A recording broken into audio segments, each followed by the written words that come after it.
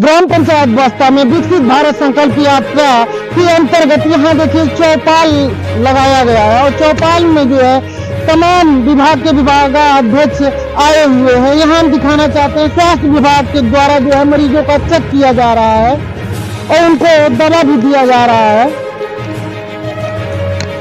हम मैम, आपका क्या नाम है? नेहा। अच्छा, आप किस पद पे यहाँ तैनात हैं? CHO। अच्छा, आपके द्वारा यहाँ क्या क्या सुविधाएं प्रोवाइड की जा रही है? यहाँ पे वैक्सीनेशन और ANC चेकअप और मेडिसिन प्रोवाइड की जाती है।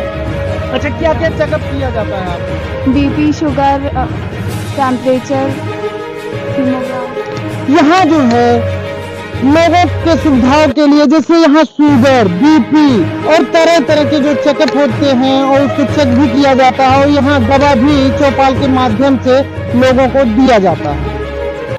विकसित भारत संकल्प यात्रा, इस यात्रा का उद्देश्य है कि जितने भी योजनाएं केंद्र और प्रदेश सरकार की जो चले आ रही हैं वो पूर्ण रूप से पात्रता के आधार पर गांव के हर व्यक्ति तक पहुंचे और जिससे उनका उन्नति हो, जिससे उनका जीवन स्तर बढ़े।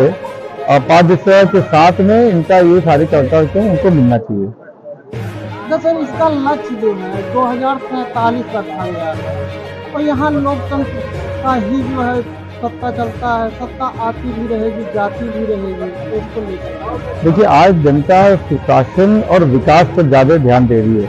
जो पार्टी सुशासन को लेके आपके बीच में आएगी, जो विकास के जो मानक है उसको नीचे गांव तक ले जाएंगे, पार्टी हर व्यक्ति उसको पसंद करेगा।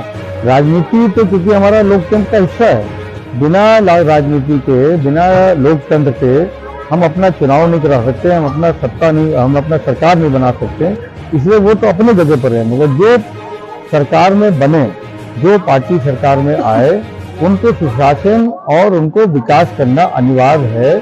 और वही भारतीय जनता पार्टी मोदी जी के नेतृत्व में हम लोग पिछले 10 साल से ये कार्यक्रम कर रहे हैं और उसी को सुनिश्चित करने के लिए ये विकसित भारत संकल्प यात्रा विकास खंड के स्तर से हर एक ग्राम पंचायत में पूरे देश में पहुंचाया जा रहा है और ये चिन्हित करने का प्रयास कर रहा है कि जो लोग इसमें छूटे होंगे उनको भी इस योजनाओं से, अलग अलग योजनाओं से जोड़ा जाए, उनको पूरा लाभ मिले। सर, ये कृषि क्षेत्र है और यहाँ ज्यादातर कृषि भूमि है, इसमें नैनो यूरिया और DAP का जो नैनो यूरिया जो है इसका क्या है जो लिक्विड में होगा?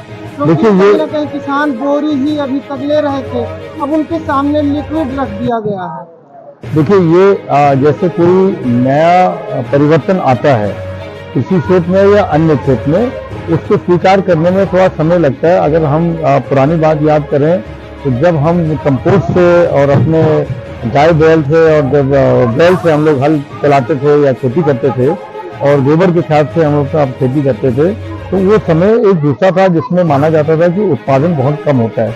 उस समय के बाद जब हरित क्रांति आया तो ये रासायनिक खादों का पहले बार प्रारंभ हुआ और उसको किसान लेने से हिचकते थे, मगर धीरे धीरे करके उनका आदत हो गया और आज हम हरित क्रांति को लेके और आज का सारा खेती हमारा रासायनिक खाद के आधार पर हो गया, जिसमें उत्पादन माना जाता है कि बहुत ज्यादा अधिक होता है।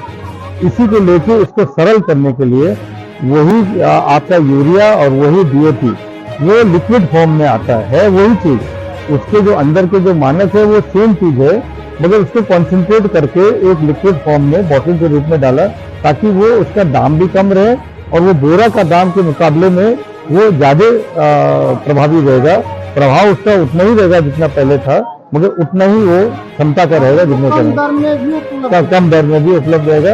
अब उसको स्वीकार करने में किसान थोड़ा हिचक रहा है कि कितना उसका लाभ होगा या नहीं होगा, तो सरकार ने ये भी प्रारंभ करने का प्रयास किया है कि डिजिटल ये ड्रोन के माध्यम से, एक संगठन के माध्यम से अगर उसको आप सिंचाई करें, जी हाँ, माध्यम से करेंगे तो वो उसका लाभ उसको मिलेगा। उसका एक समय होता है कि किस तरह से आपको उसको छिड़काव करना चाहिए, ये भी बताने, ज्ञान को बताने के लिए सरकार करेगी।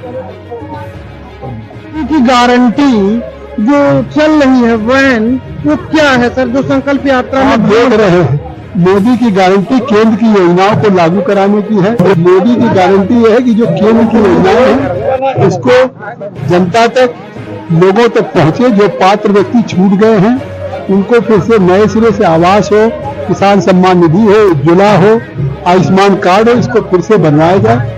इस तरह से पहली बार आजादी के बाद गांव-गांव में सिद्धार्थनगर सहित देश के 2.5 लाख गांवों में मोदी रही है और जिसमें जो भी पात्र लाभार्थी हैं उनको योजनाओं का लाभ लोगों को मिल चुका है।